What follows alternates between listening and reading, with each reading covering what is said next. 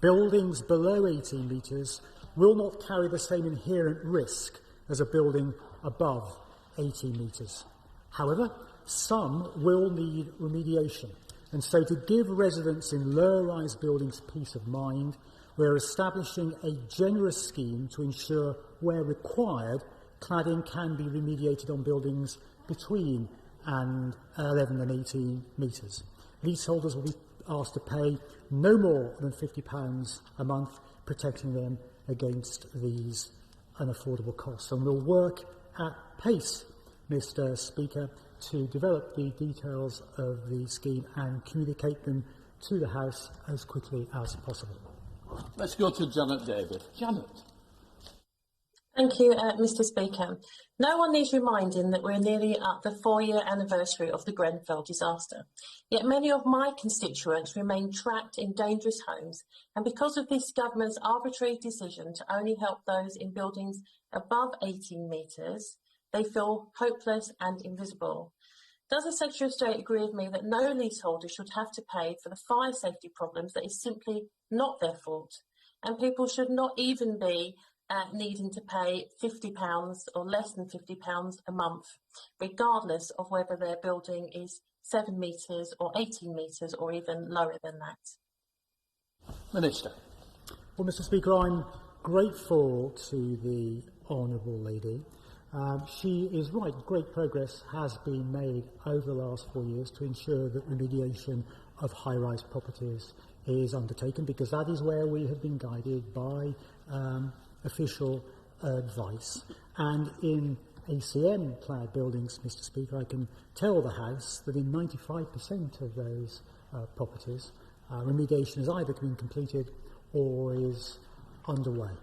We're clear that buildings below 18 metres also need help. That's why we tabled this generous package of support where otherwise there will be no support. And it's also clear that developers and building owners themselves are stepping up to the plate and are remediating the buildings for which they're responsible and are providing funds so to do. Let's go to Rushanara Ali. Rushanara.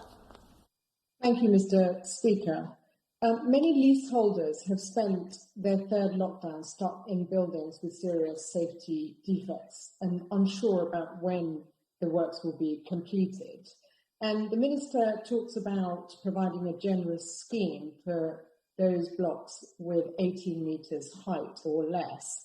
Can he explain to the House how generous that programme is, how much is being committed, and by when our constituents can expect the works to be completed, both for blocks under 18 metres and those blocks over 18 metres that have that require the remedial work, so that people don't have to continue to live in potential death traps? Mr. Speaker, I'm grateful to the Honourable Lady. With respect to buildings over 18 metres, she will know that we set aside funds using the Building Safety Fund of £1 billion to deal with properties with non-HCM dangerous clad material. I can tell her that 106 buildings have already begun the work, with a further 338 we estimate will begin the work by September, which was the date that we set for work using BSF funds to be undertaken. With respect to buildings below 18 metres, we want to make sure that we're prioritising affordability and accelerating remediation where it is required. It is a complex set of challenges, but we're determined to meet them and get this right, which is why we'll bring forward further information as soon as we're able. With the Shadow Minister. Thank you, Mr. Speaker.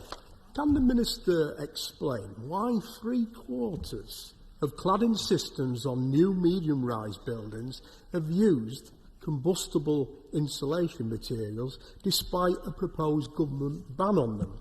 That's 51 out of 66 on residential blocks that are 11 to 18 metres in height, built in 2019 and 2020, now liable for the imposition of unwanted government loans, the nightmare on EWS 1 Form Street, inflated insurance premium costs, service charges and much, much more. At what stage is the ministerial team going to get a grip of this chaos?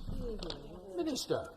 Well, Mr. Speaker, the honourable gentleman knows full well the work that the government has undertaken to make sure that this very complicated issue that involves buildings, building owners, warranty providers, insurers, leaseholders themselves, to make sure that this issue is addressed. We have brought forward a very generous set of schemes. Over £5.1 billion of public money has already been allocated to remediate taller, high-rise buildings.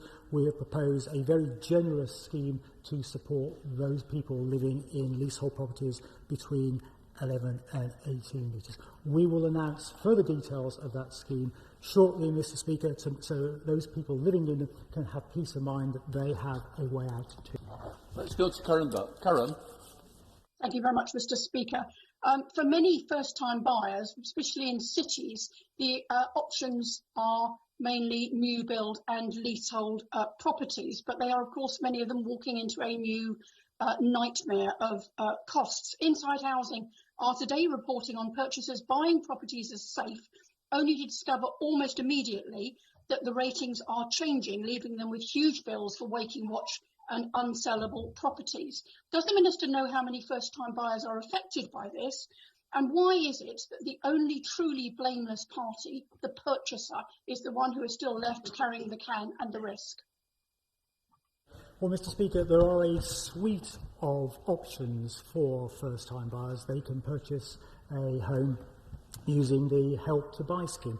They can take advantage of shared ownership schemes where, under the new proposals, for the first 10 years, failings and defects will be fixed by the developer. And as I said, the mortgage guarantee scheme that we announced today allows first-time buyers and others to purchase homes with as little as 5% deposit. We are determined, Mr. Speaker, to ensure that first-time buyers are able to achieve their dream and get onto the property ladder. That is a world away from the campaign that she chairs, Mr. Speaker, the campaign of Sadiq Khan, who's promised to build 116,000 homes in London, thus far has managed to deliver only 28,000. I wonder if that's why the housing pledge, which was at the top of his campaign in 2016, is now second from bottom in 2021. I think that says a lot about Labour and their priority for housing. I'm sorry, Mr. Speaker, that was quite staggering. I don't know if the Minister was listening to my honourable friend, the member for Westminster North, and he's avoided answering her. He previously avoided answering the member for Weaver Vale, so I'm going to give him another go. Will the Minister please tell us what on earth is the justification for allowing new buildings to be built with dangerous cladding and other fire safety defects, what he is going to do to ensure that the number of first-time buyers moving into homes with dangerous cladding is zero?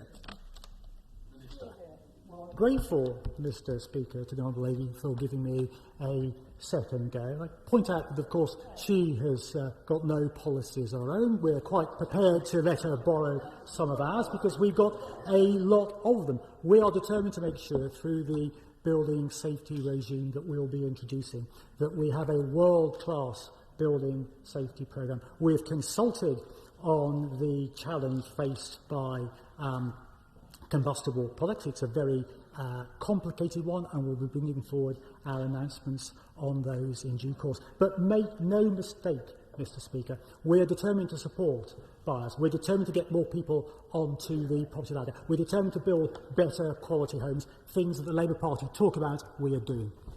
Shadow Secretary Steve Reid. Thank you, Mr. Speaker.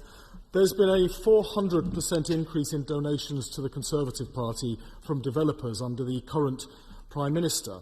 In the interests of transparency and to allay growing concerns about sleaze at the heart of government, will the Secretary of State publish notes of all the meetings that he, his advisers or representatives of Number 10 have held with any of those developers about changing the planning system and what they asked for? Secretary General. Well, Mr. Speaker, all ministerial engagements are already published through our regular official engagement notifications, And all donations to political parties, whether that be the Labour Party or the Conservative Party, over the statutory amount are also published. Of course, planning decisions and the production of government policy has nothing to do with donations that are made to political parties, and there's a complete separation of the two.